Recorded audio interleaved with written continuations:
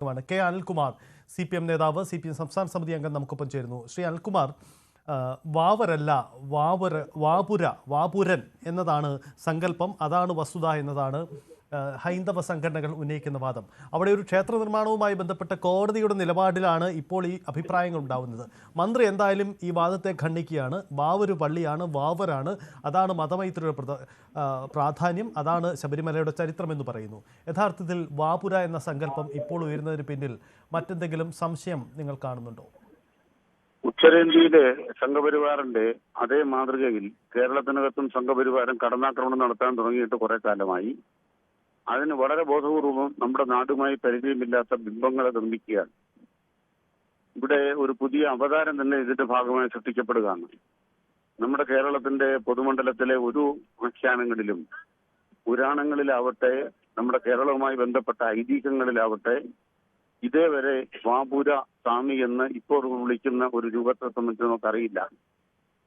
കാവുക്കൊടി എന്തിയ ഭാരതാംബിയെ RSSന്റെ രാഷ്ട്രീയം നമ്മുടെ നാട്ടിൽ അടിച്ചേൽപ്പിക്കാൻ ശ്രമിക്കുന്നത് പോലെ ആത്മീയ മണ്ഡലത്തിൽ പുതിയ ഒരു കാവുക്കൊടി എന്തിയ ഒരു ദൈവത്തെ തന്നെ അവതരിപ്പിക്കുകയാണ്.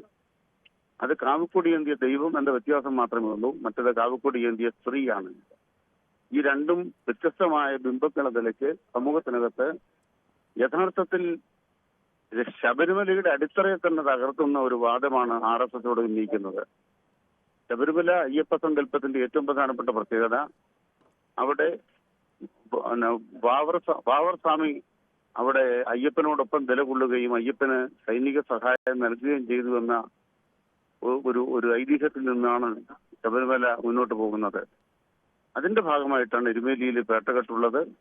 അവിടുത്തെ മുസ്ലിം പള്ളിയിലും അതുപോലെ തന്നെ അമ്പലത്തിലും ഒരേപോലെ തന്നെ ഭക്തന്മാർ എത്തുന്നത്. ഈ വാവരുടെ ഈ പറയുന്ന സങ്കേതം സംബന്ധിച്ച് ശബരിമലയിലും അതിൻ്റെതായ ചിഹ്നങ്ങളും ബിംബങ്ങളുമുണ്ട്. ഇതെല്ലാം നൂറ്റാണ്ടുകളായിട്ട് നമ്മുടെ നാട്ടിന്റെ ആളുകളുടെ ഓർമ്മയിലും എല്ലാം നിലനിൽക്കെ അതിനെയെല്ലാം മായ്ച്ചു കളഞ്ഞ് പുതിയൊരു അവതാരത്തെ നമ്മുടെ തലയിൽ കെട്ടിവെക്കാൻ വേണ്ടി കടന്നു വരികയാണ്.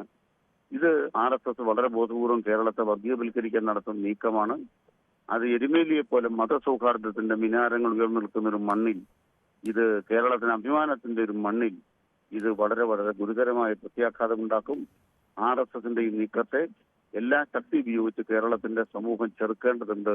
നിയമം ആ ഒരിക്കൽ സഞ്ചരിക്കേണ്ടതുണ്ട്. കാവിക്കൊടിയേന്തിയ വനിത എന്തുകൊണ്ട് സ്വീകരിക്കപ്പെടുന്നില്ല എന്ന് ചോദിച്ച ജഡ്ജിമാർ ഹൈക്കോടതിയിലുണ്ട്. അത്തരക്കാര് ഇത്തരം വാപുര സ്വാമികളെ ഒളിച്ചു കടത്താൻ നിൽക്കരുത് എന്നുകൂടി ഞങ്ങൾ സവിനയം അഭ്യർത്ഥിക്കുകയാണ്.